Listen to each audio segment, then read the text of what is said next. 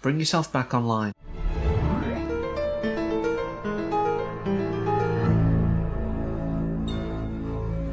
So last time we talked about the movie, and yes, it has its own merits, and without it the series probably wouldn't have happened, but I don't think that's most people's focus. I think more people have gravitated towards the series, and as a 10-part piece of entertainment that's thoroughly excellent, I can see why.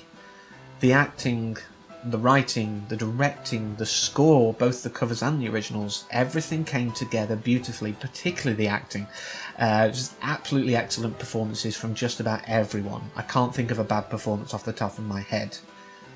And one of the big issues with the movie, the pacing, totally gone. And yes, you could argue different mediums, an hour and a half-ish to about 10 hours, they are going to be able to pace it out better, but there are 10-part series out there that just feel like they drag on. So it's not just a change in mediums. I think we'd be being too generous to say that.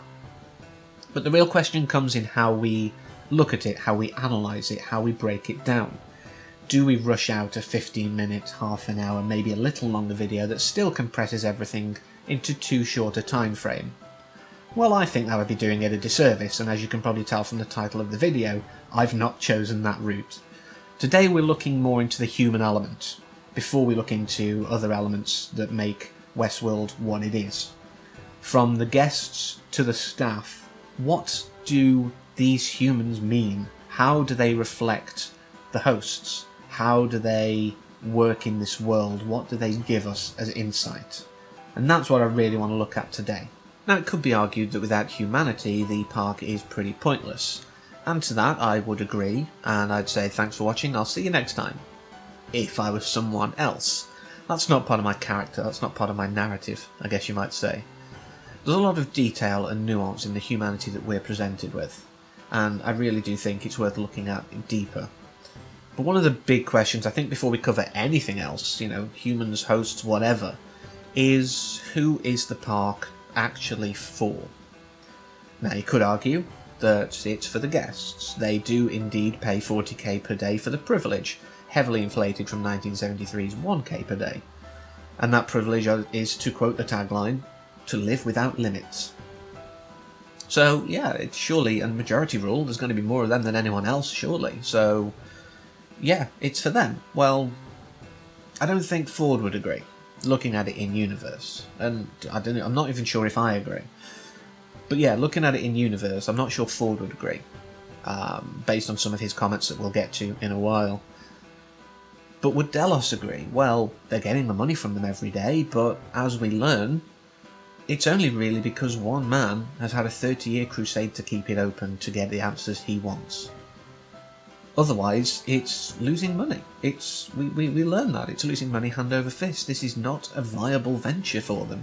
That's possibly even including Samurai World, we don't know. So I've kind of answered the second question. Is it for Delos? Clearly not. Again, they're losing money. So is it for Ford? In many ways, I think at the beginning, obviously it was for Ford and of course for Arnold. But over time, the park has opened, and I think in a way he was happy to have the guests there because it gave the hosts purpose, I guess. It gave them a reason to exist. But again, we're going to touch on some of his views on humanity, but I really don't think that he considers it even for him, despite the fact that he's arguably some kind of megalomaniacal god in this world, and he uses that power and, I dare say, abuses that power quite willfully. It's still not for him, particularly by the end, when he's finally seeing that perhaps there is a different way to take the park. So that only leaves one faction, if you think about it: the hosts.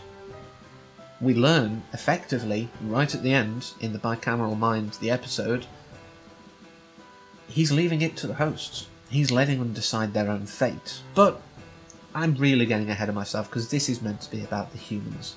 So we'll put a pin in that. We'll come back to it, I think, next time. So Ford, yes, his views on humanity. They're great, aren't they? He's a weird contradiction in many ways. He, reveres the hosts, and again we'll cover more of that next time, but also has this control issue. But also he's the same with the humans. We see his interactions with board members, with guests, and with hosts, where he is kind of, like I say, a maniacal kind of, or a megalomaniacal godlike figure, and he loves the fact that he can manipulate people. He's a very good manipulator, which, in a way, if you're creating a park that's meant to cater to people's desires and wants, I guess, you're going to have to be a good manipulator. You've got to learn how to give people what they want in a controlled way, so that you still have the upper hand.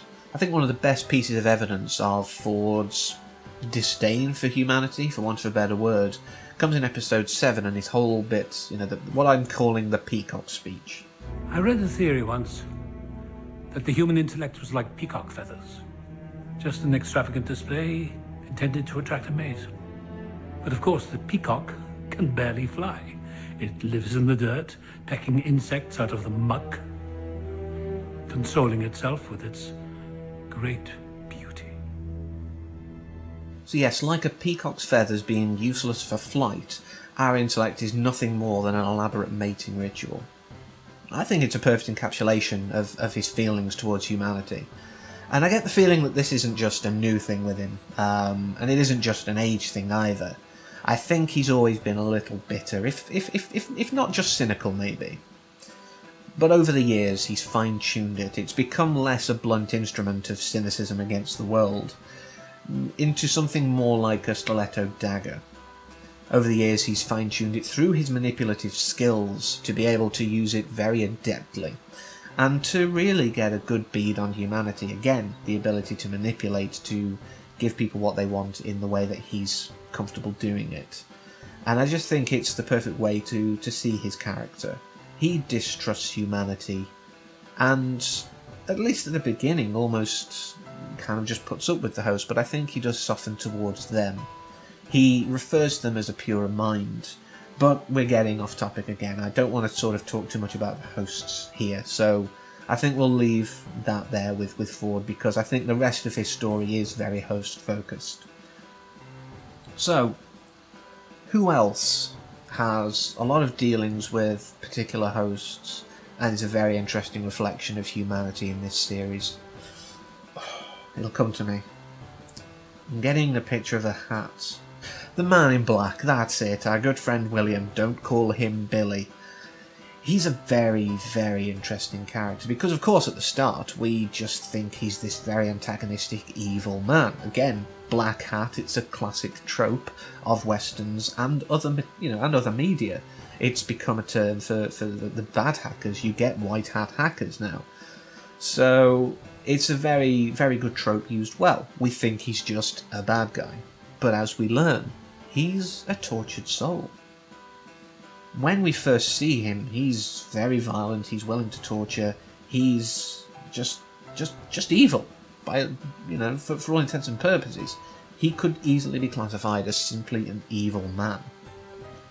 But over the next 10 hours or so, we get an interesting look into this guy. We see the soft, gentle soul he was. We see that, for good or ill, his nature made him really feel for these simulations. And that led him down a path that would shape the rest of his life. Even though he was engaged to Logan's sister, even though he had a life waiting for him, the heart knows what it wants. That's all I'm going to say on that, The heart knows what it wants. And it wanted Dolores. And over the time, he just could not give her up. Everything was telling him to get away, but in the end he couldn't. And that's what's kept leading him back. As we find out, at the end, she went off, she was reset, and she didn't remember him. Not fully, but as we learn, she's repeated the story so many times, sometimes with him, sometimes not. But he's always been there waiting and wanting, in a way. Even though he says he's got the family, he's got the wife and the daughter, etc., he's always been pining for her. And it's really what's become his drive. It's become his reason for living, almost. His reason for coming back over the last 30 years or so. he is defined by Dolores, and that's interesting. Because that brings me, I think, on to the last major point, I think, about humanity. And that is what the park is for. Not who is it for. We've covered that. But what is it for? It's said numerous times. The park is a device, a tool, a way to find your true self. It's said by so many people. It's drummed into our heads. It's the way that you find out who you really are. And in some ways that is perhaps true. There are certain truths that will be revealed in your games, if you will, with the hosts and the experiences you have. Are you a lover? Are you a fighter? Are you a gambler? Are you a hero? Are you a villain? All of these different things, are choices that you can make. But I don't actually believe that it's true. I don't think the park is about finding the true self, and this also does come up a little. I think in a world without true consequences, at the end of the day, these people cannot be killed, aside from obviously at the end when we see the demise of the board, or the decimation of the board pretty much.